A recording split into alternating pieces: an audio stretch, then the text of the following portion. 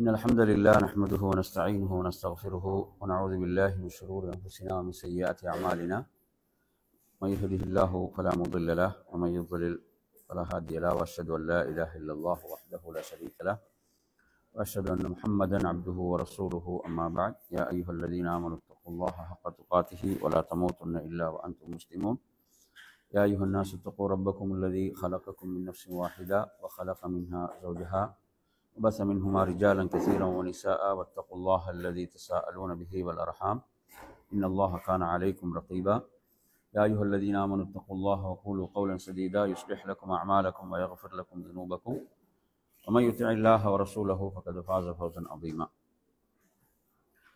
فإن أصدق الحديث كتاب الله وخير الهدي هدي محمد صلى الله عليه وسلم وشر الأمور محدثاتها وكل محدثة بدعة وكل بدعة ضلالة وكل ضلالة في النار. அன்பிற்குரிய சகோதரர்களே, தாய்மார்களே, சகோதரிகளே, அஸ்ஸலாமு அலைக்கும் வரஹ்மத்துல்லாஹி வபரகாத்துஹு. அகீதாவுடைய பாடத்தில் நாம் அல் இஸ்லாம், அல் ஈமான், அல் இஹ்சான் என்ற இந்த 3 படித்தரங்களை பற்றியும் இப்போது இந்த பாடத்தினூடாக நாம் அறிந்து கொள்வோம். ஷேக் முஹம்மது இப்னு அப்துல் வஹாப் ரஹிமஹுல்லா அவர்களுடைய 3 அடிப்படைகள் என்ற நூலில் இருந்தும் அதேபோன்று ஷேக் சாலிஹ் அல் உசைமி ஹஃபிதஹுல்லா அவர்களுடைய விளக்கங்களில் இருந்தும் நாம் பார்ப்போம். சில நேரங்கள் உங்களை குறிப்புகள் எடுத்துக்கொள்வது சிரமமாக இருந்தால் பிறகு கூட எடுத்துக்கொள்ளலாம். இதில் நாம் சொல்கின்ற முதலாவது விஷயம் என்னவென்றால், இஸ்லாம் என்றால் என்ன அப்படி என்பதற்குரிய அந்த விளக்கத்தை நாம் பார்ப்போமாக இருந்தால், வஹுவ அல் இஸ்திஸ்லாமு லில்லாஹி பித்தௌஹீத் வல் இன்கியாது லஹு பித்தாஅ வல் பராஅத்து வல் குலூசு மினஷ் ஷிர்கி வ அஹ்லிஹி. அதாவது இஸ்லாம் என்றால் தௌஹீதை கொண்டு அல்லாஹ்வுக்கு கட்டுப்படுதல், ஏகத்துவம் ஓரிரை கொள்கையை கொண்டு அல்லாஹ்வுக்கு கட்டுப்படுதல், அதே போன்று அல்லாஹ்வுக்கு வழிபடுவதன் மூலம் அவனுக்கு அடிபணிதல், ஷிர்கையும் அதை சார்ந்தவர்களை விட்டும் விலகி இருத்தல் என்பது இதற்குரிய விளக்கம். தீனுடைய இந்த படித்தரங்கள் 3: அல் இஸ்லாம், அல் ஈமான், அல் இஹ்சான். அல் இஸ்லாம், அல் ஈமான், அல் இஹ்சான். இதில் இந்த 3 படித்தரங்களை பற்றி தான் நாம் பார்க்க போகின்றோம். இப்போ இஸ்லாம் என்று சொன்னால் அதற்குரிய வரைவிலக்கணத்தை நாம் உங்களுக்கு இப்போது என்ன செய்துவிட்டோம், சொல்லிவிட்டோம். இஸ்லாம் என்றால் ஏகத்துவ தௌஹீதின் மூலம் அல்லாஹ்வுக்கு கட்டுப்படுதல், அல்லாஹ்வுக்கு வழிபடுவதன் மூலம் அடிபணிதல், ஷிர்கையும் அதை சார்ந்தவர்களை விட்டும் விலகி இருத்தல் என்பது. அதே போன்று இதில் நாம் கவனிக்க வேண்டிய மற்றொரு விடயம் என்னவென்று சொன்னால், அதாவது இஸ்லாம் என்று சொல்கின்ற போது நாம் கவனிக்க வேண்டிய மற்றொரு விளக்கம் என்னவென்றால், இறுதி தூதர் நபி ஸல்லல்லாஹு அலைஹி வஸல்லம் அவர்களை அல்லாஹ் எந்த தீனை கொண்டு அனுப்பி வைத்தானோ அதுதான் என்ன இந்த உம்மத்துக்குரிய தீனாக இஸ்லாமாக இருந்து கொண்டிருக்கிறது. இப்னு உமர் ரலியல்லாஹு அன்ஹுடைய ஹதீஸ், புனியல் இஸ்லாமு அலா ஹம்ஸ், இஸ்லாம் 5 மீது நிறுவப்பட்டுள்ளது என்ற ஹதீஸ். எனவே இந்த ஹதீஸ் சொல்லக்கூடிய இந்த இஸ்லாம் என்பது அல்லாஹ்வுடைய தூதர் என்ன செய்தார்கள், கொண்டு வந்த தீனாகும் மார்க்கமாகும். அதே போன்று இதில் மற்றொரு விளக்கம் என்னவென்றால், ஒருவர் தனது உள்ளத்தாலும் அதே போன்று தனது வெளிப்படையான செயல்பாடுகளாலும் அல்லாஹ்வுக்கு கட்டுப்படுதல், அல்லாஹ்வுக்கு இபாதத் செய்தல், வணங்குதல், அல்லாஹ்வுடைய தூதர் ஸல்லல்லாஹு அலைஹி வஸல்லம் அவர்களுக்கு அல்லாஹ் அருளிய அந்த மார்க்க வழிகாட்டல் ஊடாக அல்லாஹ் என்னை கண்காணிக்கிறான் என்ற அந்த உணர்வோடு என்பதை இதில் மற்றொரு விளக்கமாக இங்கு சொல்லப்படுவதை பார்க்கின்றோம். எனவே நறுமையான சகோதரர்களே, இஸ்லாம் அதாவது அல் அமாலு ஸாஹிரா, வெளிப்படையான அமல்களுக்கு என்ன செய்யப்படும், இஸ்லாம் என்று சொல்லப்படும். எப்போது, அதாவது இஸ்லாம், ஈமான், இஹ்சான் என்பது இப்ப சேர்ந்து வருகிறது என்று வைங்களேன், சேர்ந்து வருகிறது. இந்த 3ம் சேர்ந்து வருகின்ற போது அப்போது இஸ்லாம் எதை குறிக்கும் என்றால் வெளிப்படையான அமல்களை குறிக்கும். இஸ்லாம் என்ற வார்த்தை தனியாக வந்தால் அது மொத்த தீனையும் தான் உள்ளடக்கும், அது மொத்த தீனையும் தான் உள்ளடக்கும் என்பதை நாம் புரிந்து கொள்ள வேண்டும். எனவே நறுமையான சகோதரர்களே, அந்த அடிப்படையில் நாம் பார்க்கின்ற போது அல்லாஹு தஆலா தனது தூதரை எந்த தீனை கொண்டு அனுப்பினானோ அந்த இஸ்லாம் என்பது 3 படித்தரங்களை கொண்டதாக இருக்கிறது. அதில் முதலாவது என்ன வெளிப்படையான இந்த செயல்களுக்கு என்ன சொல்லப்படும்? இஸ்லாம் என்ற பெயரும், அதே போன்று உள்ளம் சார்ந்த அந்த நம்பிக்கைகளுக்கு, மறைமுகமான அந்த நம்பிக்கைகளுக்கு என்ன பெயர்? அல் ஈமான். அதே போன்று இந்த இரண்டையும் முறையாக செய்வதற்குரிய பேருதான் என்ன? அல் இஹ்சான். அல் இஹ்சான். இந்த இரண்டையும் திறம்பட முறையாக செய்வதற்கு பேர் அல் இஹ்சான் என்பதை நாம் புரிந்து கொள்ள வேண்டும். எனவே நறுமையான சகோதரர்களே, அப்ப நாம் இஸ்லாம் என்று சொல்லுகின்ற போது இஸ்லாம் 5 தூண்களை கொண்டதாக இருந்து கொண்டிருக்கிறது. இஸ்லாம் 5 தூண்களை கொண்டதாக இருந்து கொண்டிருக்கிறது. எனவே இதில் கட்டாயம் நாம் அறிய வேண்டிய பகுதி என்று ஒன்று இருக்கிறது. கட்டாயம் நாம் அறிந்து கொள்ள வேண்டிய பகுதி என்பது இந்த ஒவ்வொன்றிலுமே இருக்கிறது. அந்த அடிப்படையில் நீங்க எடுத்தீங்கன்னு சொன்னா, அதாவது இதில் அல் இஅ்திகாத், அதே போன்று வல் ஃபிஅல், அதே போன்று வத்தர்க். கொண்டு வந்து நம்பிக்கை என்ன செய்வது? இவற்றை நம்பிக்கை கொள்ளுதல், அதே போன்று அவற்றை செயல்படுத்தல், அதே போன்று அல்லாஹ் விடுமாறு சொன்னவைகளை விடுதல் என்ற இந்த மூன்றையும் உள்ளடக்கியதாக காணப்படுகிறது. அதே போன்றுதான் இமாம் இப்னுல் கய்யிம் ரஹிமஹுல்லாஹ் அவர்கள் சொல்கின்ற போது சொல்கிறார்கள், அதாவது அல்லாஹு தஆலா எந்த இபாதத்துகளை, அமல்களை கடமையாக்கி இருக்கிறானோ அவற்றை கற்றுக்கொள்வது, அதற்கு முன்னர் அதை கற்றுக்கொள்வது கடமையாகும். அல்லாஹ் நமக்கு கடமையாக்கி இருக்கிறான் சில அமல்களை, இபாதத்துகளை என்றால், நம்பிக்கை சார்ந்த விடயங்களை என்றால், எனவே அவற்றை நாம் என்ன செய்ய வேண்டும்? அதை கற்றுக்கொள்வது, அவற்றை செயல்படுத்துவதற்கு முன்னால, பிராக்டிஸ் பண்றதுக்கு முன்னால அதை கற்றுக்கொள்வது கடமை என்று இமாம் இப்னுல் கய்யிம் ரஹிமஹுல்லாஹ் அவர்கள் தனது மிஃப்தாஹு தாரி ஸஆதா என்ற அந்த நூலிலே குறிப்பிடுகின்றார்கள். எனவே நறுமையான சகோதரர்களே, இஸ்லாத்துடைய ஐம்பெரும் தூண்கள், அதில் ஷஹாதத்து அல்லா இலாஹ இல்லல்லாஹ் வ அன்ன முஹம்மதர் ரசூலுல்லாஹ். எனவே இங்கு நாம் பார்க்கின்றோம், லா இலாஹ இல்லல்லாஹ் என்று சொன்னால் லா மஅபூத பிஹக்கின் இல்லல்லாஹ், உண்மையாகவே வணக்கத்துக்குரியவன் அல்லாஹ்வை தவிர வேறு யாரும் இல்லை. அதே போன்று வஷ்ஹது அன்ன முஹம்மதர் ரசூலுல்லாஹ் என்று சொல்கின்ற போது, அதாவது அல்லாஹுடைய தூதர் எதை ஏவினார்களோ அதை நாம் என்ன செய்ய வேண்டும்? அதை நாம் பின்பற்ற வேண்டும். அவர்கள் எவற்றையெல்லாம் நமக்கு அறிவித்தார்களோ அவற்றையெல்லாம் நாம் என்ன செய்ய வேண்டும்? உண்மைப்படுத்த வேண்டும். அவர்கள் எதை விட்டு நம்மை தடுத்தார்களோ அதிலிருந்து நாம் விலகிக் கொள்ள வேண்டும். அல்லாஹுவை அவர்கள் எப்படி வணங்குமாறு சொல்லி தந்தார்களோ அப்படி அல்லாஹுவை வணங்க வேண்டும் என்பது இந்த முஹம்மது ரசூலுல்லாஹ் என்பது தாங்கி நிற்கிறது. அதற்கு நாம் செய்ய வேண்டிய கடமையாக இருந்து கொண்டிருக்கிறது. அதே போன்று தொழுகை, ஜகாத், நோன்பு, ஹஜ் இவைகளுக்கான அந்த ஆதாரங்களை எல்லாம் நாம் அறிவோம். நிறைய குர்ஆன் வசனங்களை நாம் படித்திருக்கின்றோம். இந்த அடிப்படைகளுக்கு அல் குர்ஆன்ல இருந்து நாம் என்ன செய்வோம்? ஆதாரங்களை அறிவோம். அப்ப அதுல நீங்க எடுத்தீங்கன்னா, தொழுகைக்கு நாங்க எந்த வசனத்தை ஆதாரமாக சொல்லலாம்? தொழுகை கடமை என்பதற்கு நிறைய வசனங்கள் குர்ஆன்ல இருக்கு. சூரத்துல் பையினாவுடைய அந்த ஆரம்பத்தில் இடம்பெறக்கூடிய 5வது வசனத்தை நீங்க பார்க்கலாம். அதே போன்று நோன்புக்கு சூரத்துல் பக்கராவுடைய 183வது வசனம், அதே போன்று ஹஜ்ஜுக்கு ஆல இம்ரானுடைய 97வது வசனம். இவைகள்லாம் இது கடமை என்பதற்கான ஒரு ஆதார். இவற்றையெல்லாம் உள்ளடக்கிய இவைகள் எல்லாம் கடமை என்பதற்கு நாம் சொல்லக்கூடிய பிரபலமான ஹதீஸ் எது? எந்த ஹதீஸை சொல்லுவோம்? ஹதீஸ் ஜிப்ரீல சொல்லலாம். அதே போன்று இதுக்கு முன்னால் ஒரு ஹதீஸ் சொன்னோம். எந்த சஹாபி அறிவிக்கிறேன்னு சொன்னோம்? அப்துல்லா இப்னு உமர் ரலியல்லாஹு அறிவிக்கக்கூடிய புனியல் இஸ்லாமு அலா ஹம்ஸின், இஸ்லாம் 5 மீது என்ன செய்யப்பட்டிருக்கிறது? அமைக்கப்பட்டுள்ளது, நிறுவப்பட்டுள்ளது என்ற அந்த ஹதீஸை நாம் என்ன செய்யலாம்? ஆதாரமாக கொண்டு வர முடியும். எனவே நறுமையான சகோதரர்களே, அந்த அடிப்படையில இப்போது நாம் சொன்ன இந்த விடயங்கள் இஸ்லாத்தோடு தொடர்புடைய விடயங்கள், இஸ்லாத்தோடு தொடர்பு பட்ட விடயங்களாக இவைகள் இருந்து கொண்டிருக்கின்றன. எனவே நறுமையான சகோதரர்களே, இதுல சுருக்கமாக நாம் இஸ்லாம் என்றால் என்ன என்பதை பற்றி பார்த்தோம். இஸ்லாம் என்றால் என்ன என்பதை பற்றி பார்த்தோம். இதுல இஸ்லாம் என்பதற்குரிய விளக்கமாக நாம் என்ன படித்தோம்? இஸ்லாம் என்றால் என்ன என்று படித்தோம். அதாவது ஏகத்துவத்தை கொண்டு, ஓரிரை கொள்கையை கொண்டு அல்லாஹ்வுக்கு கட்டுப்படுதல். அல்லாஹ் குர்ஆன்ல சொன்ன மகத்தான கட்டளை தௌஹீத். எனவே அதன் மூலம் நாம் அல்லாஹ்வுக்கு கட்டுப்படுதல் தான் இஸ்லாம். அடுத்து நாம் என்ன? அவனுக்கு நாம் வழிபடுவதன் மூலம் நாம் நமது அடிமைத்துவத்தை வெளிப்படுத்த வேண்டும். அதே போன்று ஷிர்கையும் அதை சார்ந்தவர்களை விட்டு நாம் என்ன செய்ய வேண்டும்? நாம் விலகி இருக்க வேண்டும். ஷிர்க்கை ஒருபோதும் நாம் என்ன செய்யக்கூடாது, அனுமதிக்க கூடாது.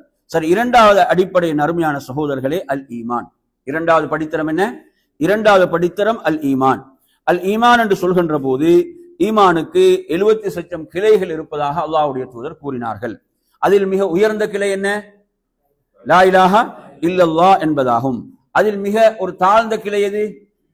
தாழ்ந்த கிளை பாதையில் மக்களுக்கு தொல்லை தரக்கூடியவற்றை அகற்றுவது. அதே போன்று வெட்கமும் ஈமானின் ஒரு கிளையாகும் என்று அல்லாஹ்வின் தூதர் ஸல்லல்லாஹு அலைஹி வஸல்லம் குறிப்பிட்டார்கள். எனவே இந்த ஈமானுடைய அர்கான்கள் எத்தனை? 6. சொல்லுங்க பாபம். அல் ஈமானு பில்லாஹி வ மலாயிகத்திஹி வ குதுபிஹி வ ருசுலிஹி வல் யௌமில் ஆகிரி வல் கத்ரி கைரிஹி வ ஷர்ரிஹி மினல்லாஹி தஆலா. இதில் இந்த 5க்குமான ஆதாரம் எதுக்கு? அல் ஈமானு பில்லாஹி வ மலாயிகத்திஹி வ குதுபிஹி வ ருசுலிஹி வல் யௌமில் ஆகிரி. இந்த 5க்கான ஆதாரத்தை நீங்க குறித்துக் கொள்ளுங்கள். சூரத்துல் பக்ரா 177வது வசனம். இந்த 5ஐயும் இந்த வசனம் சொல்கிறது.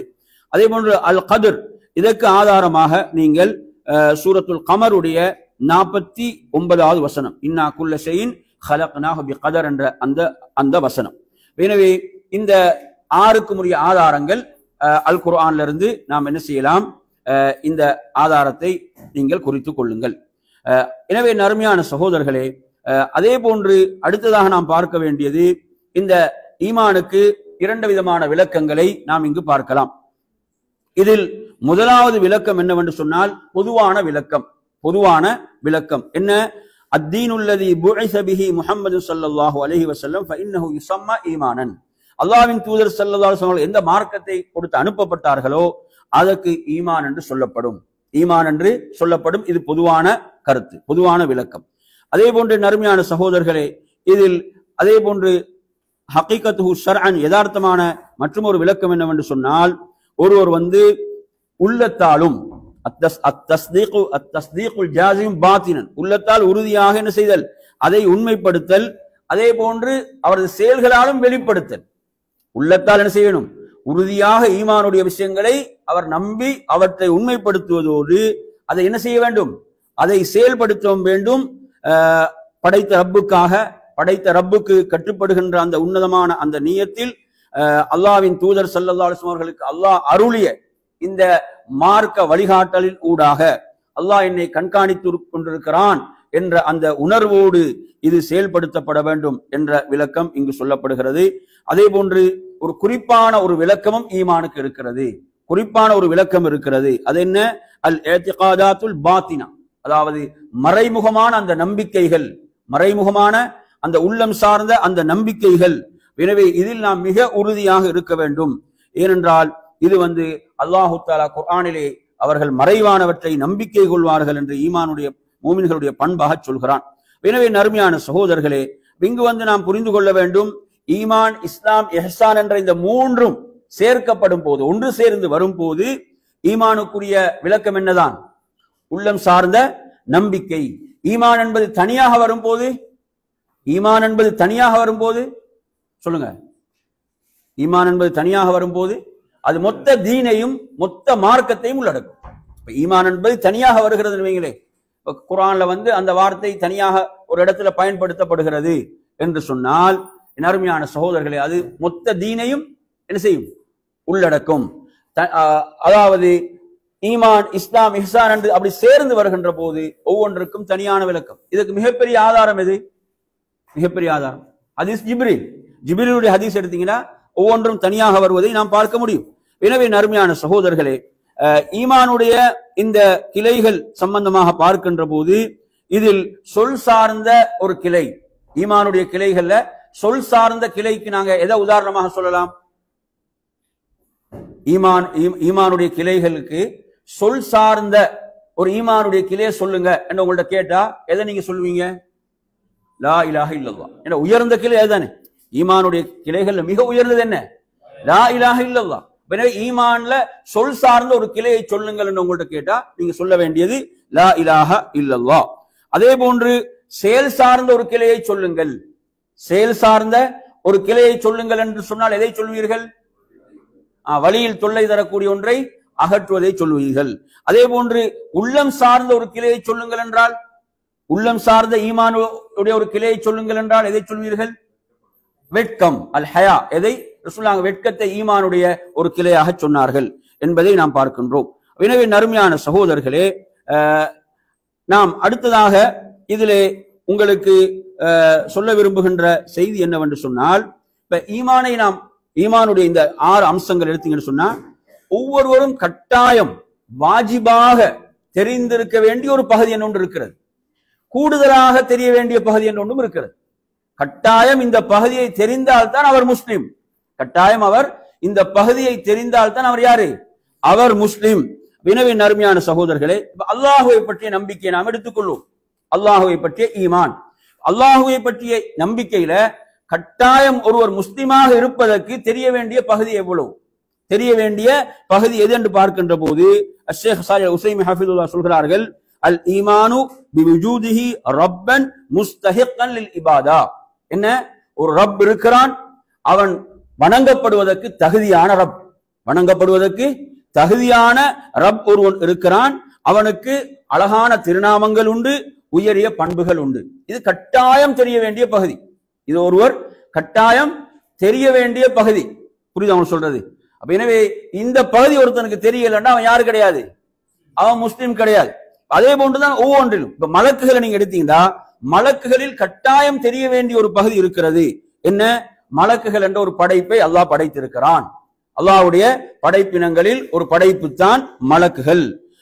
அதில் நபிமார்களுக்கு வஹியை கொண்டு வந்த என்ன ஒரு மலக்கு அதிலே இருந்தார். நபிமார்களுக்கு வஹி கொண்டு வந்த ஒரு மலக்கு இருந்தார் என்று இது கட்டாயம் தெரிய வேண்டிய பகுதி. ஒருத்தர கேட்கப்படுது, அதாவது வஹியை கொண்டு வந்த மலக்கின் பேர் என்ன? அவர் சொல்ற எனக்கு தெரியாதுன்றார். எனவே அவர் முஸ்லீம் அல்ல நாங்க முடிவு செய்ய மாட்டோம். என்ற கட்டாயம் தெரிய வேண்டிய பகுதி அவருக்கு என்ன தெரிஞ்சிருக்கு. ஒருத்தர கேட்கிறோம், மலக்குகளை பற்றி தெரியுமா? எனக்கு மலக்குகளை பற்றி தெரியாது, அப்படி ஒரு படைப்பு இருப்பதாம் தெரியாதுன்னு ஒருத்தன் சொல்றான்டா, அவன் முஸ்லீம் கிடையாது, அவன் யாரல்ல. ஏன்னா கட்டாயம் தெரிய வேண்டிய பகுதி அவனுக்கு என்னது தெரியாமல் இருக்கிறது. எனவே ஒவ்வொன்றிலும் நீங்க எடுத்தீங்கன்னா, அதாவது கட்டாயம் தெரிந்து கொள்ள வேண்டிய ஒரு பகுதி இருக்கிறது. இது ஈமான் தொடர்பாக கட்டாயம் 6 விஷயங்களை ஈமானுடைய எடுத்தீங்கன்னா, ஒவ்வொன்றிலும் கட்டாயம் தெரிய வேண்டிய பகுதி என்ற ஒரு பகுதி இருக்கிறது. இப்ப கூடுதலாக தெரிந்து கொள்வது என்பது என்ன? அது அல்லாஹ்விடத்தில் அவருக்கு சிறப்பை கொண்டு வரும் என்பதை நாம் புரிந்து கொள்ள வேண்டும். எனவே நறுமையான சகோதரர்களே, அடுத்ததாக 3வது படித்தரம் அல் இஹ்சான். 3வது படித்தரம் என்ன? அல் இஹ்சான். அல் இஹ்சான் என்ற படித்தரத்தை நாம் எடுத்தால், உங்களுக்கு ஆரம்பத்தில் ஒரு விளக்கம் இதுக்கு சொன்னேன். இஹ்சான் என்பதற்கு என்ன விளக்கம் சொன்னேன்? அதாவது அந்த ஈமானையும் இஸ்லாத்தையும் முறையாக பிராக்டிஸ் பண்ணுவதுதான், அதை சீராக செயல்படுத்துவது தான் எது? இஹ்சான். புரியுதா அவன் சொல்றது? அதுதான் இஹ்சான். எனவே இந்த படித்தரத்தை நீங்க எடுத்தீங்கன்னு சொன்னா, இதுக்கு நாங்க அனைவரும் அறிந்து வைத்திருக்கிறோம். அதாவது இதற்கு ருக்னுன் வாஹித், ஒரு தூண் தான் இதற்கு இருக்கிறது. அது என்ன? அதாவது அன் தஅபுதல்லாஹ வஹ்தஹு கஅன்னக தராஹ் ஃபஇன் லம் தகுன் தராஹு ஃபஇன்னஹு யராக். ஹதீஸ்ல வர வாசம் அன் தஅபுதல்லாஹ கஅன்னக தராஹ் ஃபஇன் லம் தகுன் தராஹு ஃபஇன்னஹு யராக். அல்லாஹ்வை நீங்கள் பார்ப்பது போன்று அவனை வணங்குவதாகும். அவனை உங்களால் பார்க்க முடியாவிட்டாலும் அவன் உங்களை பார்த்து கொண்டிருக்கிறான் என்ற இந்த உணர்வு தான் என்ன? அதாவது இஹ்சான். இதற்கு நீங்க சொல்லக்கூடிய இந்த குர்ஆன் வசனங்கள் எல்லாம் நீங்க குறித்துக் கொள்ளுங்கள். இதுக்கு ஆதாரமாக கொண்டு வரக்கூடிய வசனங்கள்ல சூரத்துல் லுக்மான் 22வது வசனம், அதே போன்று சூரத்துல் நஹலுடைய 128வது வசனம், அதே போன்று சூரத்து தலாக்குடைய 3வது வசனம், அதே போன்று சூரத்து ஷுஅராவுடைய 217 220 வரை உள்ள வசனங்கள், அதே போன்று சூரத்து யூனுஸ்ல 61வது வசனம். இப்படி 4 வசனங்களை இதுக்கு ஆதாரமாக இங்கு கொண்டு வரப்படுகிறது. புரியுதா அவன் சொல்றது? அதே போன்று ஹதீஸ்ல இதுக்கு நாங்க எந்த ஹதீஸ் ஆதாரமாக சொல்லுவோம்? ஹதீசு ஜிப்ரீல். ஹதீசு ஜிப்ரீல நாங்க இதற்கு ஆதாரமாக சொல்லுவோம். எனவே நறுமையான சகோதரர்களே, அல் இஹ்சான் என்பதை பொறுத்தவரையில இதில் நாம் அறிந்து கொள்ள வேண்டிய மற்றும் ஒரு மிக முக்கியமான விஷயம்தான், இஹ்சானை இரண்டாக என்ன செய்வாங்க? இங்கே இந்த நூலுடைய ஆசிரியர் ஷேக் சாலிஹ் உஸைமி ஹஃபிதுல்லாஹ் அவர்கள் இந்த விரிவுரையில சொல்றார், அல் இஹ்சானு மின்ஹு மா யகூனு மஅல் காலிக். அதாவது படைத்த ரப்போடு ஒருவர் இஹ்சானாக நடந்து கொள்ளுதல், இஹ்சானாக இருத்தல். யாரோட? படைத்த ரப்போடு. அடுத்ததாக படைப்பினங்களோடு இஹ்சானாக இருத்தல். இரண்டாக பிரியுது. ஒன்று படைத்த ரப்போடு, அடுத்தது யாரோடு? படைப்பினங்களோடு இஹ்சான் என்று இங்கு இரண்டு விடயங்கள். இஹ்சானுக்குரிய பொதுவான விளக்கம் என்ன? அந்த இஸ்லாத்துக்கும் ஈமானுக்கும் சொல்லப்பட்ட அதே பொதுவான விளக்கம் தான். என்ன பொதுவான விளக்கம்? அல்லாஹ் எந்த தீனை கொண்டு தனது தூதரை அனுப்பி வைத்தானோ அதற்கு பேர் இஹ்சான். அல்லாஹ் எந்த தீனை கொண்டு தனது தூதரை அனுப்பி வைத்தானோ அந்த இறுதி தூதரை, அதற்கு பேர் இஹ்சான் என்பது பொதுவான விளக்கம். அதே போன்று இதற்குரிய அடுத்த விளக்கத்தை நீங்கள் எடுத்தீங்கன்னு சொன்னா, ஒருத்தர் தனது அந்தரங்கம் உள்ளத்தாலும் வெளிப்படையாலும் என்ன செய்வது? அவர் நல்ல முறையிலே அத மார்க்கத்தை செயல்படுத்துவது. அல்லாஹ்வுடைய தூதருக்கு அல்லாஹ் எப்படி அருளினானோ அதை பின்பற்றி அல்லாஹ் என்னை கண்காணித்துக் கொண்டிருக்கிறான் என்ற அந்த உணர்வோடு செயல்படுத்துவது. அதே போன்று எடுத்தீங்கன்னா இதற்கு மற்றொரு குறிப்பான விளக்கம் என்னவென்று சொன்னால், என் அருமையான சகோதரர்களே, அதாவது ஒருவருடைய உள்ளம் சார்ந்த வெளிப்படையான செயல்கள் அனைத்தையும் குறிக்கக்கூடியதாக இஹ்சான் இருந்து கொண்டிருக்கிறது. இஹ்சான் இருந்து கொண்டிருக்கிறது. இஹ்சானும் அப்படிதான். தனியாக இஹ்சான் வந்துச்சென்றா, தனியாக இஹ்சான் வருகிறது என்றால் அது மொத்த தீனையும் குறிக்கும். இஸ்லாத்தோடு இஹ்சான் வருகிறது அல்லது ஈமானோடு இஹ்சான் இப்படி சேர்ந்து வரும்போது ஒவ்வொன்றும் தனியான அந்த விளக்கத்தை பெறும் என்பதை நாம் புரிந்து கொள்ள வேண்டும். அதே போன்ற நறுமையான சகோதரர்களே, இந்த இஹ்சான்ல கட்டாயம் ஒருவர் அறிந்து கொள்ள வேண்டிய அந்த பகுதி என்னவென்று சொன்னால், இஹ்சானுன் மஅஹு ஃபி ஹுக்மிஹி அல் கதரி பிஸ்ஸப்ரி அலல் அக்தார். என்ன? அதாவது அல்லாஹ்வுடைய அந்த அல்லாஹ் முடிவு செய்து விட்டானே, அல்லாஹ் தனது கதரில் தீர்மானித்து விட்டானே, அதில் படைத்த ரப்போடு நல்ல முறையில் நடந்து கொள்ளுதல், அந்த தீர்ப்புகளை உளப்பூர்வமாக அல்லாஹ்வுடைய தீர்ப்பை ஏற்றுக்கொள்ளுதல், குறிப்பாக நமக்கு சோதனைகள் கஷ்டங்கள் என்று வரும் போது அதை நாம் பொறுமையோடு சகித்துக் கொள்ளுதல் என்ற பகுதியை இது உள்ளடக்கக்கூடியதாக இருக்கிறது. அதே போன்று இன்னொரு விளக்கம் இதற்கு இருக்கிறது. அது என்னவென்று சொன்னால், அல்லாஹ்வுடைய மார்க்கத்துடைய சட்டதிட்டங்களை அதாவது நல்ல முறையிலே ஒரு செயல்படுத்தல், நல்ல முறையில் செயல்படுத்தல். அதே போன்று மார்க்க செய்திகளை உண்மைப்படுத்தல், மார்க்க செய்திகளை உண்மைப்படுத்துவதோடு அல்லாஹ்வுடைய கட்டளைகளை கடமைகளை செயல்படுத்தல், அவன் தடுத்தவற்றிலிருந்து விலகிக் கொள்ளுதல் என்ற இந்த அடிப்படைகளை என்ன அல்லாஹ் இவற்றை ஹலாலாக்கி இருக்கிறான் என்ற நம்பிக்கையோடு, இவற்றை ஹராமாக்கி இருக்கிறான் என்ற அந்த நம்பிக்கையோடு இவற்றை என்ன செய்ய வேண்டும்? செயல்படுத்த வேண்டும். எனவே அருமையான சகோதரர்களே, அந்த அடிப்படையில இங்கு நாம் புரிந்து கொள்ள வேண்டிய விஷயம், இஹ்சானுக்கு 2 அர்கான்கள் இருப்பதாக சொல்றாங்க. ஷேக் சாலிஹ் அல் உஸைமி ஹாஃபிதுல்லாஹ் சொல்லும் போது இஹ்சானுக்கு 2 அர்கான்கள் என்று அவங்க குறிப்பிடுறாங்க. அதுல முதலாவது சொல்றாங்க அன் தஅபுதல்லாஹ், அல்லாஹ்வை வணங்குதல். இதில் முதல் அர்கான் அல்லாஹ்வை வணங்குதல், இதில் முதலாவது அர்கான். இரண்டாவது அர்கானாக அவர் என்ன சொல்கிறார் என்றால், அதாவது அவர் இபாதத்திலே ஈடுபடுதல், வணக்கத்திலே ஈடுபடுதல், அல்லாஹ் என்னை கண்காணித்துக் கொண்டிருக்கிறான் என்ற அந்த உணர்வோடு என்று இவர்கள் குறிப்பிடுவதை நாம் பார்க்கின்றோம். எனவே இதற்கான குர்ஆனுடைய ஆதாரம் 4 வசனங்களை உங்களுக்கு குறிப்பிட்டோம். அதே போன்று சுன்னாவுடைய ஆதாரத்தை நீங்க எடுத்தீங்கன்னு சொன்னா ஹதீஸ் ஜிப்ரீல் உள்ள ஆகப்பெரிய சிறப்பு என்னவென்றால், அந்த ஹதீஸ் எவ்வாறு நிறைவடைகிறது என்றால், அல்லாஹ்வுடைய தூதர் சொல்கிறார்கள், ஜிப்ரீல் உங்களிடம் வந்தார் உங்களுடைய தீனை உங்களுக்கு கற்றுத்தருவதற்காக, யுஅல்லிமுக்கும் தீனக்கும், உங்களுடைய மார்க்கத்தை உங்களுக்கு கற்றுத்தருவதற்காக என்றுதான் அந்த ஹதீஸ் நிறைவு பெறுகிறது. எனவே மொத்த மார்க்கத்தையும் உள்ளடக்கிய ஹதீஸாக ஹதீஸ் ஜிப்ரீல் காணப்படுகிறது. எனவே அருமையான சகோதரர்களே, இந்த பாடம் இது நாம் அகீதாவுடைய பாடம். அகீதாவுடைய பாடத்துல நான் கொஞ்சம் வேகமாகத்தான் போறேன், சரிதானே? எனக்கு கொடுக்கப்பட்ட டைம் அப்படி இருக்கிறது. இதனுடைய வீடியோ நீங்க என்ன செய்யலாம், திரும்ப ஒரு தடவை மீட்டி கொஞ்சம் நோட்ஸ் எடுத்துக்கோங்க. இல்லைங்களா? இது அப்லோட் பண்ணப்பட்டிருக்குது யூடியூப்ல, சென்ற வகுப்பு கூட அப்லோட் பண்ணப்பட்டு தான் இருக்குது. அப்ப நீங்க என்ன செய்யுங்கன்னா, கட்டாயம் இதை ஒரு தடவை என்ன, இப்ப நீங்க நான் சொல்ற வேகத்துக்கு நோட்ஸ் எடுக்கல, குறிப்பு எடுக்கல. இப்ப நீங்க விளங்குறது தான், உள்வாங்குறது, சொல்லக்கூடிய செய்திகளை கொஞ்சம் உள்வாங்கி திரும்ப ஒரு தடவை நீங்க என்ன செய்யுங்க, அதை போட்டு கொஞ்சம் அந்த நோட்ஸ் எல்லாம் நீங்க எடுத்துக்கொள்ளும், குறிப்புகளை எடுத்துக்கொள்ள வேணும். ஏன்னா 2 பாடம் இந்த குறிப்பிட்ட நேரத்துக்குள் நான் முடிக்க வேண்டும் என்று சொல்லியிருக்கிறான். அடுத்த பாடம் என்ன பாத்தீங்கன்னா ஃபிக்ஹுடைய பாடம். அடுத்த பாடம் ஃபிக்ஹுடைய பாடம். இந்த ஃபிக்ஹுடைய பாடத்துல இன்றைய தலைப்பு என்னவென்று சொன்னால், அதாவது வுதுவுடைய ஷரத்துகள், வுதுவுடைய ஃபர்துகள், வுதுவுடைய வாஜிப், வுதுவை முறிக்கக்கூடியவைகள், இந்த அனைத்தையும் இந்த நேரத்துக்குள் உங்களுக்கு நான் சொல்ல வேண்டும். எனவே இதில் நான் இமாம் அஹ்மத் இப்னு ஹம்பல் ரஹிமஹுல்லாஹுடைய ஒரு நூல், அதற்கு ஷேக் சாலிஹ் அல் உஸைமி ஹாஃபிதுல்லாஹுடைய விளக்கங்களோடு உள்ள ஒரு இதைத்தான் தேர்வு செய்திருக்கிறேன். இன்ஷா அல்லாஹ் அதிலிருந்து நாம் என்ன செய்யலாம், இந்த செய்திகளை பார்ப்போம். இதில் முதலாவது நான் உங்களுக்கு இதில் எடுக்கக்கூடிய பகுதி, அதாவது வுதுவுடைய நிபந்தனைகள். வுதுவுடைய நிபந்தனைகள் என்றால் நீங்கள் ஒன்றை புரிந்து கொள்ள வேண்டும். அதாவது அது வுது என்ற செயலுக்கு வெளியே உள்ளது. வுலுவுடைய நிபந்தனைகள் என்றால் நீங்க எப்படி புரிந்து கொள்ளணும்டா, அந்த வுது என்ற அந்த செயல் இருக்குதானே, அந்த செயல்களுக்கு வெளியில் உள்ளது, அதற்கு வெளியில் உள்ளவைகள் தான் நிபந்தனைகள். புரியுதா? இந்த நிபந்தனைகளை பொறுத்தவரையில இதில் அவர்கள் குறிப்பிடக்கூடிய நிபந்தனைகளை பார்த்தீங்கன்னு சொன்னா, அதாவது மொத்தம் 8 நிபந்தனைகளை சொல்கிறார். இதில் முதலாவதாக அவர் சொல்லக்கூடிய நிபந்தனை என்னவென்று சொன்னால், அதாவது வுதுவை எவைகளெல்லாம் முறிக்குமோ அதிலிருந்து அவர் விடுபட வேண்டும். அதிலிருந்து விடுபட, உதாரணமாக ஒருத்தர் என்ன செய்யறாரு, வுது செய்யறாரு, அப்படி காற்றும் பிரிந்து கொண்டே இருக்கிறது. இப்ப அவர் வுது செய்யறாரு, என்ன செய்யுது, காற்றும் பிரிந்து கொண்டே இருக்கிறது என்றால் இந்த வுது ஏற்றுக்கொள்ளப்படுமா? அதாவது வுதுவை முறிக்கக்கூடிய அவர் என்ன செய்ய வேண்டும், அவர் முதலாவது விடுபட வேண்டும். அல்லது ஒருவர் வந்து என்ன செய்யறாரு, அதாவது குளித்துக் கொண்டிருக்கும் போது அவர் சிறுநீர் கழித்தவராக வுது செய்கிறார் என்றால் அந்த வுது ஏற்றுக்கொள்ளப்படாது. எனவே முதலாவது வுதுவை முறிக்கக்கூடிய காரியங்கள் அவர் என்ன செய்ய வேண்டும், அவர் விடுபட்டிருக்க வேண்டும் என்ற முதல் விடயத்தை இங்கே சொல்கிறார். இரண்டாவது நீயத்தை சொல்கிறார். நீயத்தை பொறுத்தவரையில சில இமாம்கள் நீயத்தை ஃபர்தா கொண்டு வராங்க.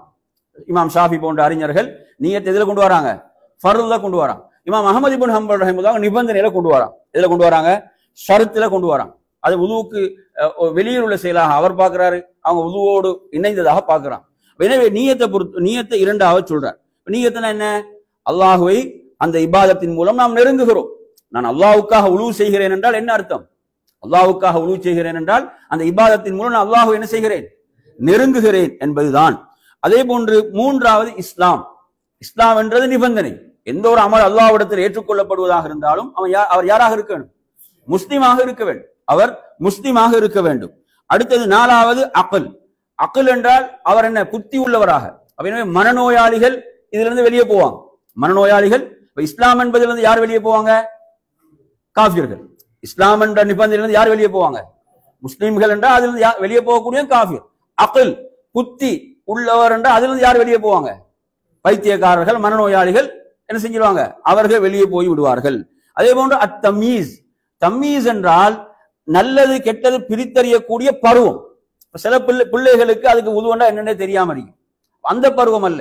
நல்லது கெட்டது பிரித்து இது வுது, இது ஒரு இபாதத், அந்த அந்த பக்குவம் வருகின்ற அந்த பருவத்தில் இருக்க வேண்டும் என்ற நிபந்தனை. அடுத்து சொல்றார் என்னென்றால், தண்ணீர் சுத்தமாகவும் இருக்க வேண்டும், ஹலாலாகவும் இருக்க வேண்டும். தண்ணீர் சுத்தமாகவும் இருக்க வேண்டும், ஹலாலாகவும் இருக்க வேண்டும். திருடப்பட்ட தண்ணீர்ல என்ன செய்யலாது, வுது செய்ய இயலாது. சில அறிஞர்கள் என்ன சொல்றாங்கன்னா, அது வந்து என்ன செய்யுது, அது ஒரு பாவத்தோட அது ஏற்றுக்கொள்ளப்படும் என்றாங்க. ஹதீஸ்ல நாங்க பார்க்கிறோம், நிச்சயமாக அல்லாஹ் தூய்மையானவன், அல்லாஹ்விடத்தில் தூய்மையானதை தவிர ஏற்றுக்கொள்ளப்பட மாட்டாது என்ற ஹதீஸை நாங்க பார்க்கிறோம். அதே போன்று அடுத்ததாக உள்ள நிபந்தனை என்னவென்று சொன்னால், தண்ணீரை வந்து இப்ப வுதுவுடைய உறுப்புகள் தண்ணீரை தடுக்குமே, அவைகள் அந்த உறுப்புகள் சுத்தமாக்கப்பட வேண்டும். சில நேரங்கள்ல பெயிண்ட் மாதிரி ஏதாவது இருந்தா அது என்ன செய்யும், தண்ணீரை தடுக்கும். வுது செய்யறாரு, என்ன செய்யும், அது தடுக்கும். எனவே அங்க வுது ஏற்றுக்கொள்ளப்பட மாட்டார். அப்ப தண்ணீரை தடுக்கக்கூடிய விடயங்களிலிருந்து அந்த வுதுவுடைய உறுப்புகள் என்ன செய்ய வேண்டும், தூய்மையாக இருக்க வேண்டும், அவைகள் நீக்கப்பட வேண்டும்.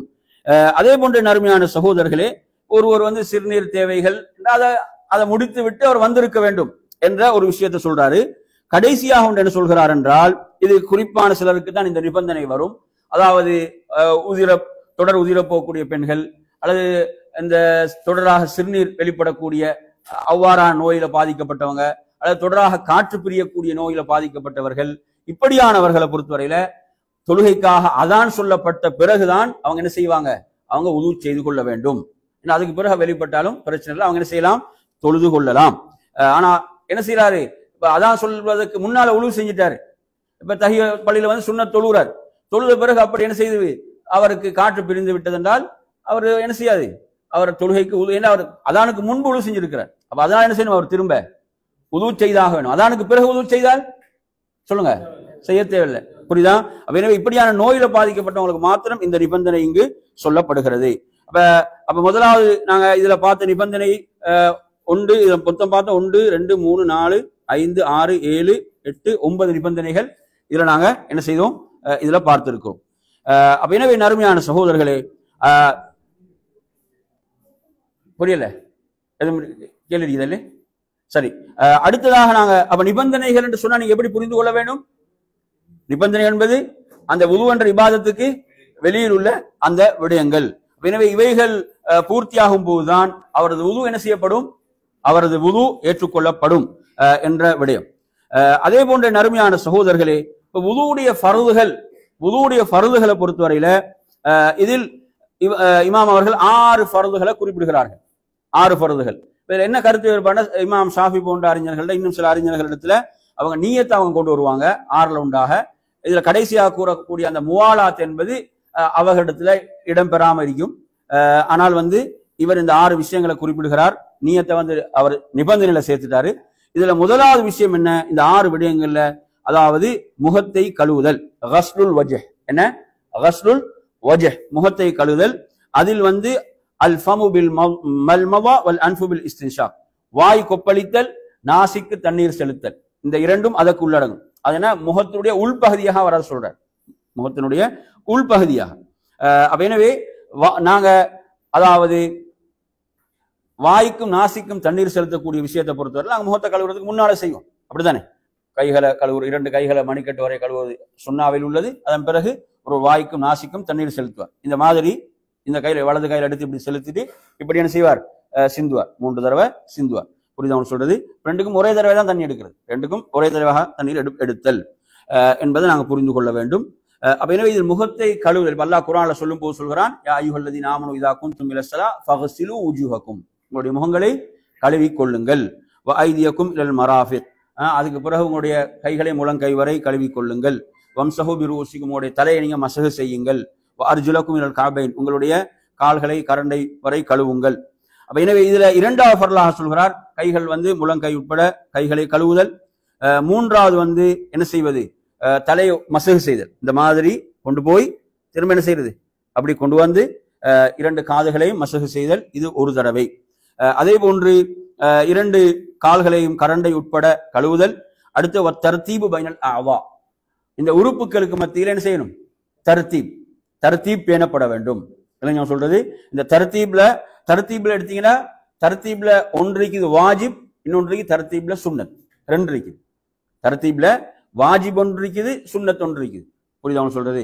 இப்ப எப்படின்னு சொல்லி கேட்டீங்கன்னா, உதாரணமாக ஒருத்தர் என்ன செய்யறாரு, முகத்தை கழுவுவதற்கு முன்னால் கைகளை என்ன செய்யறார், கழுவுன்றார். கைகளை மணிக்கட்டு முழங்கை வரை கழுவுகின்றார் முகத்தை கழுவுவதற்கு முன்னால். இந்த வுதுவுடைய சட்டம் என்ன, இது பாத்தில், இந்த வுது ஏற்றுக்கொள்ளப்படாது. இந்த வுது என்ன, பாத்தில். அப்ப 4 உறுப்புகளுக்கு மத்தியில் உள்ள தர்தீப் வாஜிப். அல்லாஹ் குர்ஆன்ல சொல்ற 4 உறுப்புகள் என்னென்ன, முகம், கைகள் முழங்கை வரை, தலையை மசகு செய்தல், கால்களை கழுவு, இந்த 4 உறுப்புகள் இருக்குதானே. இதுல ஒன்றை விட ஒன்றை அவர் முந்திட்டாரண்டா என்ன செய்யுமாங்க, வுது பாத்தில், ஏற்றுக்கொள்ளப்படாது. அதே நேரத்துல ஒருவர் என்ன செய்யறாரு, வலது கையை கழுவுவதற்கு முன்னால் இடது கையை கழுவுறார். வலது கையை கழுவுவதற்கு முன்னால் என்ன செய்யறாரு, இடது கையை கழுவுறார். இந்த வுது என்ன, இது ஏற்றுக்கொள்ளப்படும். அந்த ஒரே உறுப்புகளை ஒருவர் என்ன செய்யறாரு, வலத கழுவும் இடத மாத்தி கழுவிட்டாரண்டா இந்த வுது பாத்தில் அல்ல. அப்ப எனவே தர்தீபை 2ஆ புரிஞ்சு. ஒன்று 4 உறுப்புகளுக்கு மத்தியுள்ள தர்தீப் என்பது என்ன, வாஜிப். இப்ப இன்னும் சில அறிஞர் சொல்லுவாங்க அப்படின்னா, ஒரு முகத்தை கழுவுறதுக்கு முன்னால, இப்ப முகத்தை கழுவுவதற்கு பின்னால் என்ன செய்யறாரு, ஒரு வாய்க்கு நாசிக்கு தண்ணீர் செலுத்துறாருன்னா இது கூட பாத்தில் இல்லைன்னு சொல்லுவாங்க. ஏன்னா ஒரே உறுப்பு தான், ஒரே உறுப்புல வரக்கூடியது. இது கூட என்ன செய்யாது, அந்த வுதுவை முறிக்காது என்ற ஒரு விளக்கத்தையும் இங்கே ஷேக் சாலிஹ் உஸைமீன் ஹஃபிஸஹுல்லாஹ் சொல்றாங்க, இதுல குறிப்பிடுகிறார். அப்ப எனவே இதில் நாம் கவனிக்க வேண்டிய மற்றும் ஒரு விஷயம் என்னவென்றால், முவாலாத் என்ன, கண்டினியூவா செய்யப்படும். கண்டினியூவா செய்யப்படும். அதுல என்ன சட்டம், அந்த உறுப்பு காய்வதற்கு முன்னால ஒருத்தர் முகத்தை கழுவுறார், முகத்தை கழுவி கொண்டிருக்கும் போது அவருக்கு என்ன ஒரு போன் கால் வருது, அவர் அதை அட்டன் பண்றாரு, பேசுறாரு, பேசி முடிஞ்சு பார்த்தா முகம் என்ன செய்து விட்டது, காய்ந்து விட்டது என்றால் திரும்ப என்ன செய்யணும், அவரு முதல்ல தான் ஆரம்பிக்க. எனவே அங்க முவாலாத், அந்த உறுப்புகள் அடுத்தடுத்த உறுப்புகள் கழுவுவதில் என்ன செய்யணும், அந்த தொடர்ச்சி என்பது இருக்க வேண்டும், அதில் இடைவெளி வரக்கூடாது என்பதும் இங்க ஃபர்துல இதிலே குறிப்பிடப்படுவதை பார்க்கின்றோம். அதே போன்றுதான், அதாவது இமாம் அஹ்மத் இப்னு ஹம்பல் ரஹிமஹுல்லாஹ் பொறுத்தவரையில இந்த காதுகள் என்பவைகள் தலையோடு சேர்ந்ததுதான். அதனாலதான் நாங்க தலையை மசகு செய்வது போன்று காதை என்ன செய்கிறோம், மசகு செய்கிறோம். அது முகத்துடைய உறுப்பாக கணிக்கப்படும், அது என்ன செய்யப்பட வேண்டும், கழுவப்பட வேண்டும் தான் வரும். அல்லாஹ் குர்ஆன்ல எப்படி சொல்றான், உங்களுடைய முகங்களை நீங்க கழுவுமாறு தான் அல்லாஹ் கட்டளை பிறப்பிக்கிறான். எனவே முகத்தில் சேர்ந்துனா நாங்க என்ன செய்ய வேண்டி வரும், கழுவ வேண்டி வரும். எனவே அதனாலதான் இந்த தலையை மசகு செய்வதோடு சேர்த்து என்ன செய்யப்படும், அதை தொடர்ந்து காதுகளை மசகு செய்யறது. காதுகள் மசகு செய்யறது அதாவது ஃபர்துல வருமா சுன்னத்தில் வருமா என்பதுல ஒரு கருத்து வேறுபாடு அதிலே காணப்படுகிறது. சரி, அப்ப எனவே இதுல நாங்க கவனிக்க வேண்டிய மற்றும் ஒரு விஷயம் என்னவென்றால், அதாவது உலு செய்ய ஆரம்பிக்கும் போது பிஸ்மில்லா என்று சொல்வது வாஜிபா இல்லையா என்பதை நீங்க எடுத்தீங்கன்னா, இமாம் அஹ்மது இப்னு ஹம்பல் ரஹிமுல்லாஹ் அவர்களிடத்துல வாஜிப். அவங்க என்ன சொல்றாங்க, இது சம்பந்தம் வந்து ஒரு ஹதீஸ்ல தான் ஒரு கருத்து வேறுபாடு. என்ன ரசூலுல்லாஹ் சொல்றாங்க, யார் வந்து உது செய்யும் போது பிஸ்மி சொல்லவில்லையோ அவருக்கு உது கிடையாது. இந்த ஹதீஸுடைய தரம் சம்பந்தமான ஒரு பெரிய கருத்து வேறுபாடால தான் இந்த கருத்து வேறுபாடு வருது. இந்த ஹதீஸ பலரும் பலவீனமான ஒரு செய்தியாகத்தான் பார்க்கிறான். பலமண்டு பார்த்தவங்க என்ன செய்யறாங்க, அதை வாஜிப் என்றாங்க பிஸ்மில்லான்னு சொல்வது. அப்ப இதுல சரியான கருத்து என்னவென்றால், உலு செய்ய ஆரம்பிக்கும் போது பிஸ்மில்லான்னு சொல்வது சுன்னா. உலு செய்ய ஆரம்பிக்கும் போது பிஸ்மில்லா தான், பிஸ்மில்லாஹிர் ரஹ்மானிர் ரஹீம் அல்ல, பிஸ்மில்லா என்று சொல்வது சுன்னா, சுன்னத். அதே மாதிரி என்ன, ஒருவர் மறந்து விட்டால் என்ன செய்யறது, இப்ப உலு செய்யும் போது உலு செய்து கொண்டிருக்கும் போது அவருக்கு நினைவு வருது, அவர் திரும்ப முதல்ல இருந்து உலு செய்ய வேண்டியது இல்லை. அவருக்கு நினைவு வரும் போது பிஸ்மில்லா என்று சொன்னா சரி. உதாரணமா ஒருத்தர் உலு செய்து கொண்டிருக்கும் போதுதான் அவருக்கு ஞாபகம் வருது, நான் நியத்து வைக்கல என்று சொன்னா உது கூடுமா, திரும்ப அவர் ஸ்டார்ட் பண்ண ஆரம்பிக்க. அதே நேரத்தில் பிஸ்மில்லா சொல்ல மறந்துட்டார். இப்ப பிஸ்மில்லா சொல்ல மறந்துட்டார், என்ன செய்யுது, முகத்தை கழுவும் போது ஞாபகம் வருது பிஸ்மில்லா சொல்லலன்றா அவருக்கு என்ன செய்யலாம், பிஸ்மில்லாவை சொல்லிக் கொள்ளலாம். ஏன்னா அது வந்து அதை சொல்ல சுன்னா என்பதுதான் அதில் உள்ள சரியான ஒரு கருத்தாக இருந்து கொண்டிருக்கிறது. அப்ப எனவே நறுமையான சகோதரர்களே, அப்ப நாங்க அந்த நிபந்தனைகளை படிக்கும் போது ஒரு முக்கியமான விஷயம் என்னன்னா, அந்த தண்ணீர் வந்து அனுமதிக்கப்பட்டதாக இருக்க வேண்டும் என்ற ஒரு விஷயத்தை பார்த்தோமா இல்லையா. இப்ப சில இடங்கள்ல பாத்தீங்கன்னா இந்த தண்ணீர் வந்து குடிப்பதற்கு மாத்திரம் எழுதி போட்டிருப்பான். அப்ப எனவே அதுல நாங்க உழு செய்யக்கூடாது, அப்படித்தானே. இது வந்து குடிப்பதற்கு மாத்திரம் என்று போட்டிருந்தாங்கடா அதுக்கு மாத்திரம் உரியதான். இப்ப நாங்க அதுல என்ன செய்யக்கூடாது, உது செய்ய கூடாது என்ற விடயங்களும் இதிலே கவனத்திலே கொள்ளப்பட வேண்டும். சரி, அடுத்ததாக நறுமையான சகோதரர்களே, இதுல நாங்க அடுத்ததாக பார்க்க போகின்ற பகுதி என்னவென்றால், அதாவது உதுவை முறிக்கக்கூடிய விடயங்கள். உதுவை முறிக்கக்கூடிய விடயங்கள். இந்த உதுவை முறிக்கக்கூடிய விடயங்கள்ல ரெண்டாக பிரிச்சுக்கோங்க. எப்படி என்றால், அதாவது கருத்து வேறுபாடு இல்லாமல் ஒருமித்த கருத்து உள்ளவைகள். உதுவை முறிக்கக்கூடிய இந்த காரியங்கள்ல கருத்து வேறுபாடு கிடையாது, அது உதுவை முறிக்கும் என்பதுல ஒருமித்த கருத்து. அதுல இன்னும் சிலது இருக்கிறது, அது உதுவை முறிக்குமா இல்லையா என்பதுல கருத்து வேறுபாடு இருக்கிறது.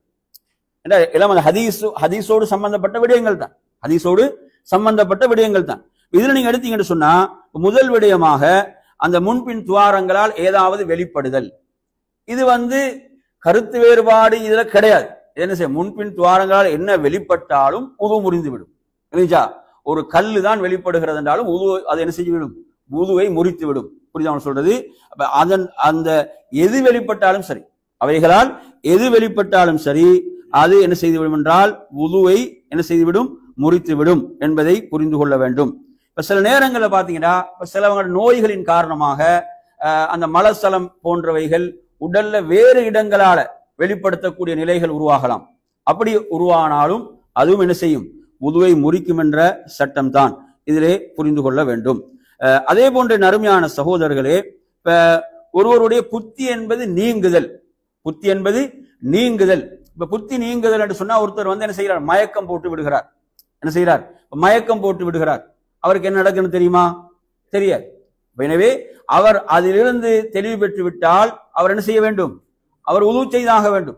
உதுவோடு இந்த நிலை ஏற்படுது, மஸ்ஜிதுக்கு வாராரு, என்ன செய்யறார், அப்படியே மயக்கம் போட்டு விழுந்து விடுகிறார் என்று சொன்னால், எனவே அவருக்கு எழுந்து என்ன செய்ய முடியாது, தொழ முடியாது. அவரது உது முறிந்து விட்டு அவர் என்ன செய்ய வேண்டும், உது செய்ய வேண்டும். அப்ப இதுல இதோடு வரக்கூடியதுதான் தூக்கம் என்பது. இப்ப தூக்கத்துல ஒரு சிறிய கருத்து வேறுபாடு இருக்கிறது. என்ன கருத்து வேறுபாடு என்றால், அதாவது ஆழ்ந்த உறக்கம். இல்லைங்களா, ஆழ்ந்த உறக்கம் என்பது என்ன செய்துவிடும், உதுவை முறித்து விடும். புரியுதா சொல்றது. இப்ப அதே நேரத்தில் இப்ப சிலவங்க மஸ்ஜிதுகள்ல ஜும்மாவுடைய நாள்ல எல்லாம் பாத்தீங்கன்னா சில நேரங்கள்ல அப்படி உட்கார்ந்த நிலையில் தூங்குவார்கள். உட்கார்ந்த நிலையில தூங்குறதை பொறுத்தவரையில இமாம் இஸ்ஹாக் இப்னு ராஹவை என்ற அறிஞர் சொல்றாரு, அதாவது அப்படி உட்கார்ந்த நிலையில் தூங்கிய ஒருவருக்கு வந்து என்ன செய்யுது, காற்று வெளிப்பட்டது, காற்று வெளிப்பட்டது, அவர்கிட்ட சொல்றேன் இப்படி உங்களுக்கு காற்று வெளிப்பட்டு விட்டது. அவர் அதை ஏற்றுக்கொள்ள மறுத்து விட்டார்.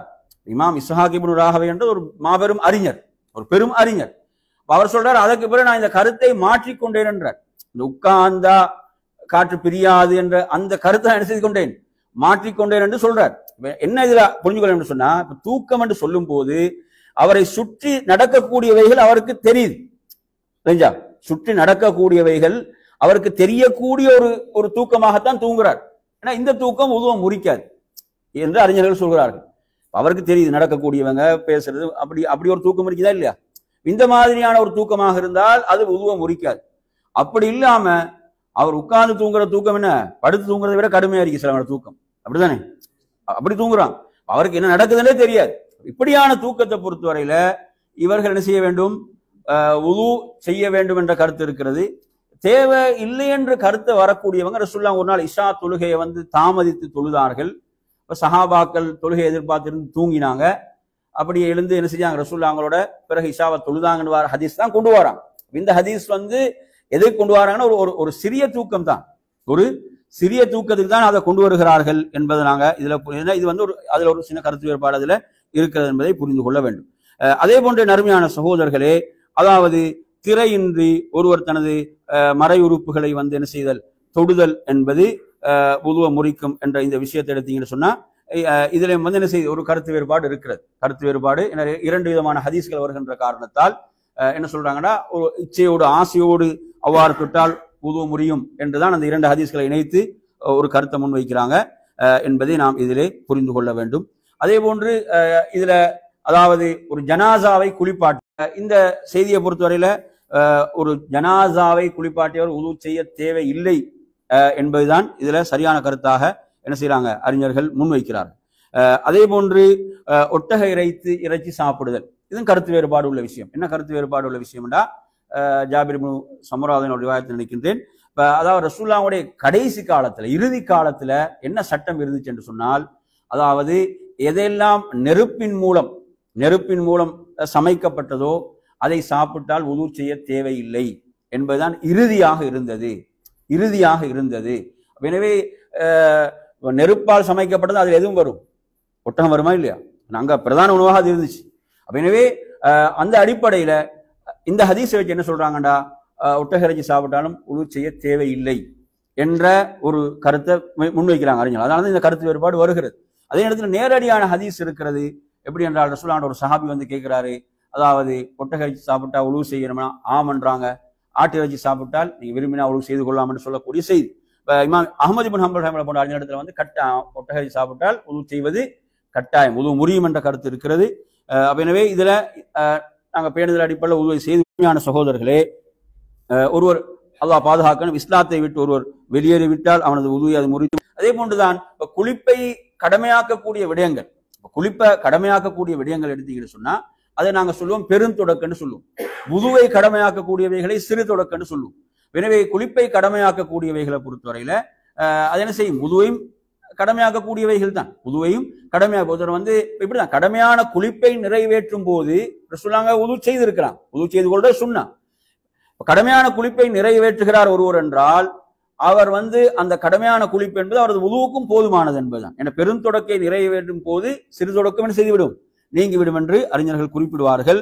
எனவே நறுமையான சகோதரர்களே, இதில் நாம் இப்போது இந்த உதுவை முறிக்கக்கூடிய விஷயங்களை பொறுத்தவரையில நாம் உங்களுக்கு சொன்ன இந்த விடயங்கள், அதாவது இதுல ஏகோபித்த கருத்தில் உள்ளவைகள் என்ற விஷயங்களை சொன்னோம், இதுல கருத்து வேறுபாடு உள்ள விஷயங்கள் என்று சொன்னோம். இதுல ஏகோபித்த விடயங்களாக இதில் சொல்லப்பட்ட விஷயம் எது? முன்பின் துவாரங்களால் ஏதாவது வெளிப்படுதல் என்பது. முன்பின் துவாரங்களால் ஏதாவது வெளிப்படுதல் என்பது அது என்ன செய்துவிடும், உதுவை முறித்துவிடும் என்பதில் கருத்து வேறுபாடு என்பது என்ன கிடையாது. புரியுது அவங்க சொல்றது? இதை நாங்க புரிந்து கொள்ள வேண்டும். போன்ற நறுமணம் தூக்கத்தில் எடுத்தீங்கன்னா ஆழ்ந்த மயக்க முறுதல் போன்ற விஷயங்களும் என்ன செய்துவிடும், உதுவை முறித்துவிடும் என்பதை பார்த்தோம். அதே போன்று இதுல பாத்தீங்கன்னா இஸ்லாத்தை விட்டு ஒருவன் மதம் மாறுது, அல்லாஹ் பாதுகாக்க வேண்டும், அது ஒரு உதுவை முறிக்கும் என்ற விஷயம் கருத்து வேறுபாடு இல்லாத விஷயங்கள். அது போக மற்ற விடயங்களை நீங்க எடுத்தீங்கன்னு சொன்னா அதிலெல்லாம் சில கருத்து வேறுபாடுகள் இருக்கின்றன என்பதை நாம் பார்த்தோம். இப்ப நாம் இன்றைய இந்த ஃபிக்ஹுடைய பாடத்துல நாம் பார்த்த விஷயங்கள், அதாவது உதுவுடைய ஷரத்துகள் என்ன, உதுவுடைய ஃபர்துகள் என்ன, பிஸ்மில்லா சொல்றது எதுல வரும், உதுவுடைய வாஜிப்ல வருமா, எதுல வரும்? வாஜிப் என்ற கருத்து யாருடைய கருத்து? இமாம் அஹ்மது இப்னு ஹம்பல் ரஹிமுல்லாவுடைய கருத்து, அவர்களுடைய கருத்து என்றதை நாங்க படித்தோம். அதே போன்று எடுத்தீங்கன்னா இப்ப உதுவுடைய சுன்னத்துகள் என்று நாம் கவனிக்கின்ற போது ஒருவர் வந்து உது செய்யறதுக்கு முன்னால மிஸ்வாக் செய்து கொள்ளுதல், மிஸ்வாக் செய்தல். அதே போன்று எடுத்தீங்கன்னு சொன்னா ஒருவர் வந்து தனது தாடியை வந்து நன்றாக என்ன செய்தல், தண்ணீரை உள்ளே விட்டு அப்படி தாடியை வந்து கழுவக்கூடிய அந்த அது ஒரு சுன்னாவிலே உள்ள ஒரு விஷயம். அதே போன்று எடுத்தீங்கன்னு சொன்னா முதல்ல ஒருவர் 2 கைகளையும் என்ன செய்ய மணிக்கட்டு வரை 3 முறை கழுவி கொள்ளுதல் என்ற அந்த விடயம். இன்னும் சில இடத்துல வாய்க்கும் நாசிக்கும் தண்ணீர் செலுத்துவதையும் என்ன செய்யறாங்க சுன்னாவாக பார்க்கக்கூடிய அறிஞர்கள் அதில் இருக்கிறாங்க என்பதை புரிந்து கொள்ள வேண்டும். அதே போன்று ரசூலுல்லாஹ் வந்து உதுவை நமக்கு கற்றுத்தருகின்ற போது அதாவது இந்த மாதிரியான இந்த இடங்கள் தானே இதுல நன்றாக தேய்த்து நன்றாக கழுவுமாறு என்ன செய்யறாங்க சொல்லியிருக்கிறாங்க. அதே போன்று எடுத்தீங்கன்னு சொன்னா நமது காலுடைய அந்த பின்பகுதி இருக்கு குதிகால், இந்த பகுதி நன்றாக என்ன செய்யணும், நிறைய பேர் கவனிக்காம விடுறாங்க, அவைகள் கழுவப்பட வேண்டும். நபி ஸல்லல்லாஹு அலைஹி வஸல்லம் அவங்க சொன்னாங்க, ஒரு மூமின் தான் என்ன செய்வான், உதுவை முறையாக செய்து தொழுகையை பேணக்கூடியவனாக இருப்பான்றான். ஒரு மூமின் தான் உதுவை முறையாக செய்து தொழுகையை பேணுவனாக இருப்பான் என்று சொல்றாங்க. எனவே அவ்வளவு முக்கியமான ஒன்று. அதே போன்று இதனுடைய சுன்னாக்களில் உள்ளதுதான் அதாவது உது செய்த பிறகு நாங்கள் ஓதக்கூடிய துவா. என்ன துவா? அஷ்ஹது அல்லா இலாஹா இல்லல்லாஹ் வ அஷ்ஹது அன்ன முஹம்மதன் அப்துஹு வ ரசூலுஹு. வார்த்தைகள் மாற்றங்கள் சில சரி. எனவே இது வந்து ஒருவருக்கு சொர்க்கத்துடைய 8 வாயில்களையும் திறக்கக்கூடிய ஒரு சிறப்பை பெற்று தருகின்ற ஒரு அமலாக இருந்து கொண்டிருக்கு. தொடர்படுத்தி நாங்க சொன்ன விஷயங்கள் இது இல்லாம இருந்தீங்கன்னா இப்போ நிறைய பேருக்கு வரக்கூடிய சந்தேகங்கள்ல இப்போ உது செய்யும் போது ஒருவர் வந்து என்ன செய்யறாரு, இந்த தனது ஔரத்தை சில நேரம் தனியா இருக்கிறாரு, நிர்வாணமாக உது செய்யலாம்னா உது செய்யலாம், உது ஏற்றுக்கொள்ளப்படும், உது என்ன செய்யப்படும், ஏற்றுக்கொள்ளப்படும். அதே போன்று உது செய்யும் போது கதைக்கலாம்னா கதைக்கிறதுக்கு எந்த தடையும் வரல, தேவையான விஷயங்கள் இருந்தால் கதைக்கலாம். அதே போன்று உதுவுடைய ஒவ்வொரு உறுப்பையும் கழுவும் போது துவாக்கள் என்ற எந்த செய்தியும் பதிவாகல. ஆரம்பத்தில் பிஸ்மில்லா சொல்வதும் இறுதியில் ஓதக்கூடிய துவாவும். எனவே நறுமையான சகோதரர்களே, அப்ப இந்த பாடத்தை நாங்க இத்தோடு நிறைவு செய்து கொள்வோம். வாஹிர் தஅவானா அல்ஹம்துலில்லாஹி ரப்பில் ஆலமீன். வஸ்ஸலாமு அலைக்கும் வரஹ்மத்துல்லாஹி வபரகாத்துஹு.